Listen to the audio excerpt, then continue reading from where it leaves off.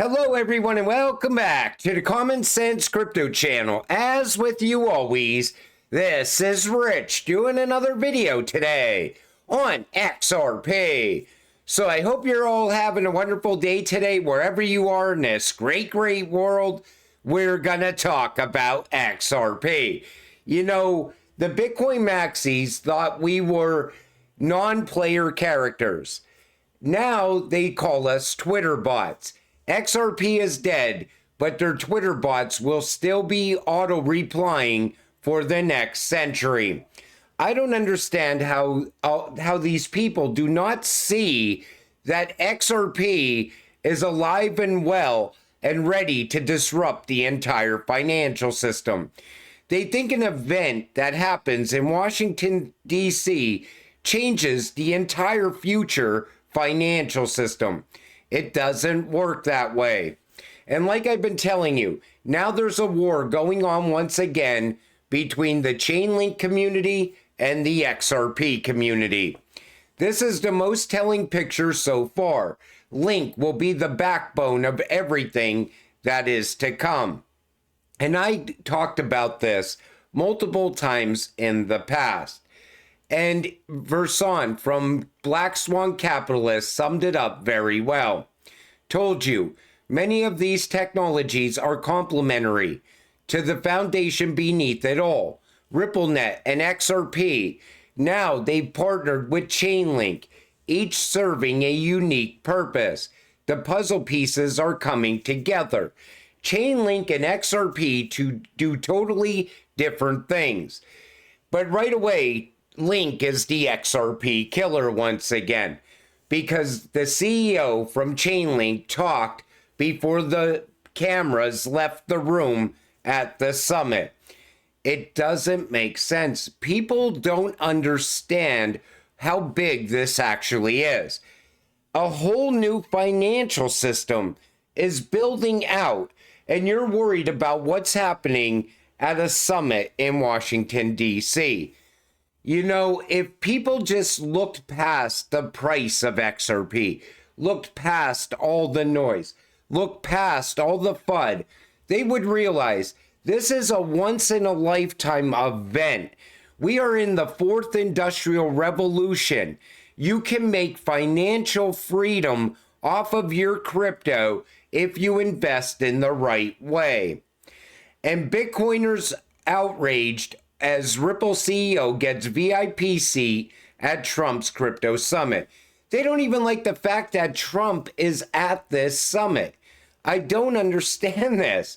Or that Brad Garlinghouse is at this summit. You know, Donald Trump and Ripple have been talking ever since back in 2017.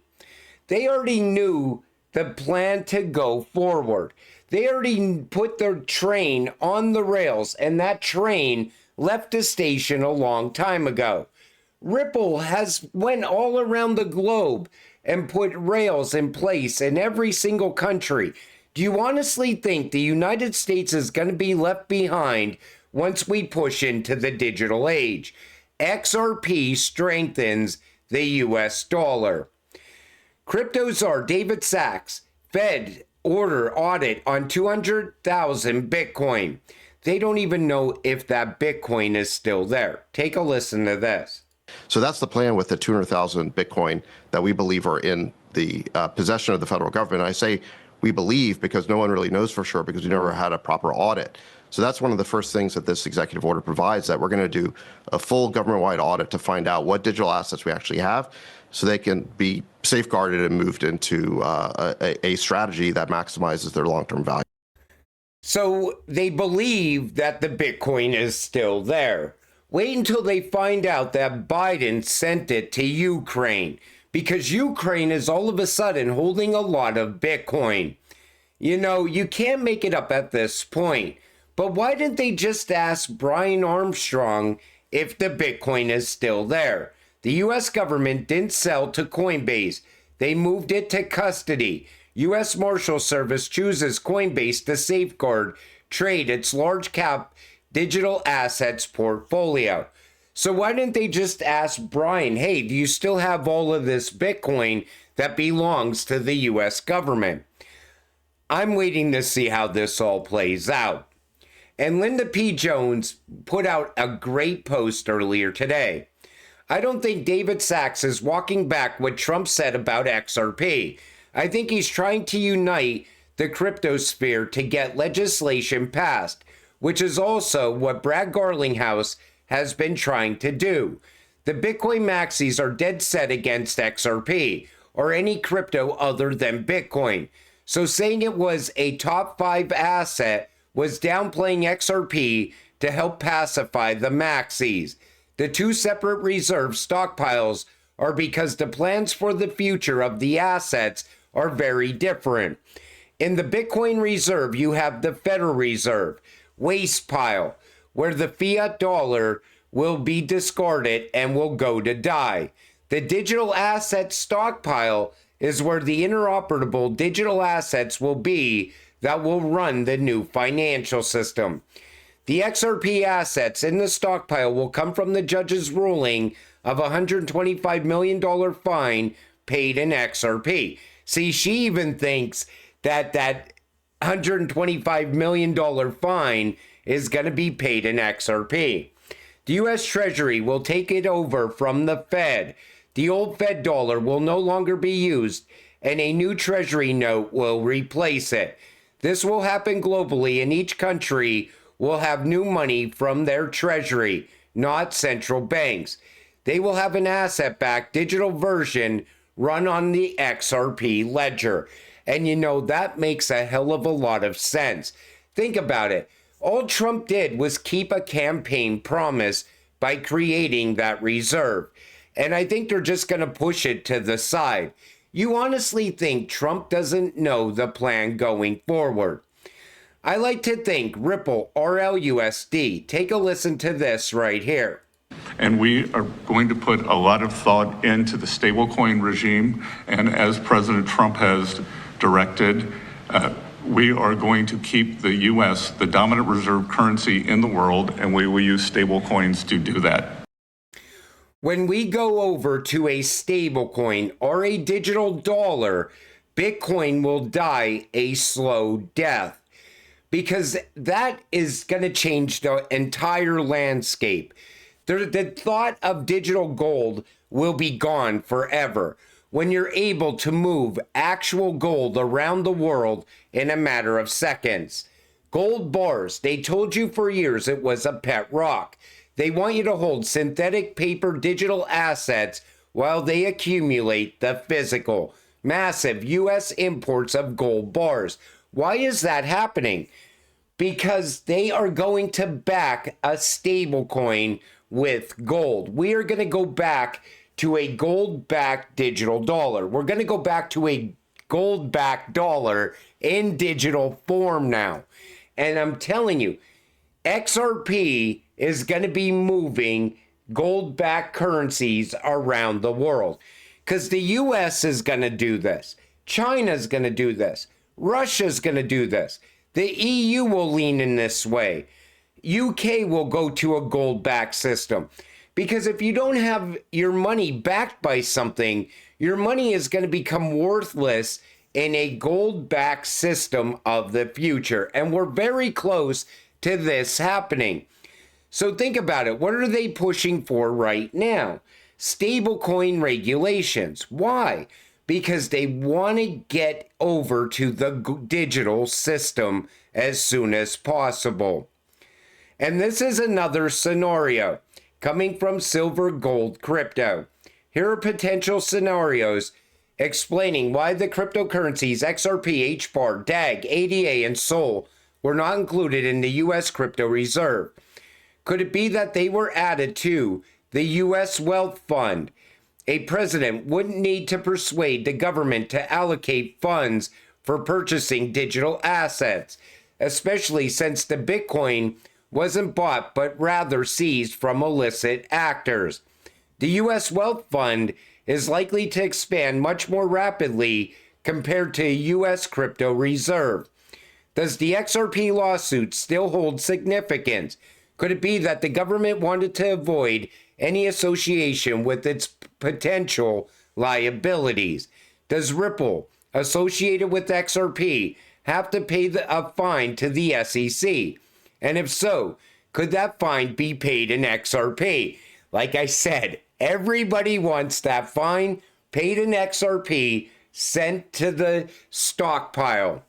What if key figures, co-founders such as Brad Garlinghouse, Lehman Baird, Hedera Council, along with Ben Jorgensen and Charles over there at Cardano, raised objections? Here's what I think is going to happen. We already have wealth funds in the United States, and this could be where they put XRP, ADA, DAG, and so on. You see it right here. Something I learned recently. Alaska has a form of universal basic income called the Alaska Permanent Fund, due to its state wealth fund, which Alaska can afford because of all the oil and gas receipts they collected over the years. But I think this was originally created by the President of the United States. I think it was Donald Trump back in 2019 that actually set this up in Alaska. But this could be the same direction we're going towards with universal basic income as well. Think about it. If we have a gold-backed system and we have tariffs and we no longer have an IRS and we have robots taking people's jobs, you're going to have a way to keep people going. You know, you're not just going to leave these people hung out to dry, homeless on the streets all over the United States. You're going to set up some sort of wealth fund that provides universal basic income also. We're still not quite there yet, but you could see the different paths that we could take when it comes to XRP. Ripple's role in payment hubs as ISO 222 adoption grows. This comes from Smoke. And FedNow is going to be our first look at any value coming from ISO 222. But I think it was delayed up until July now. And maybe that's because the Ripple case hasn't ended yet. Does the Ripple case have to end for XRP to be utilized through FedNow and Fedwire? I don't think so, because this case is no longer about XRP. It's about Ripple, Brad, and Chris.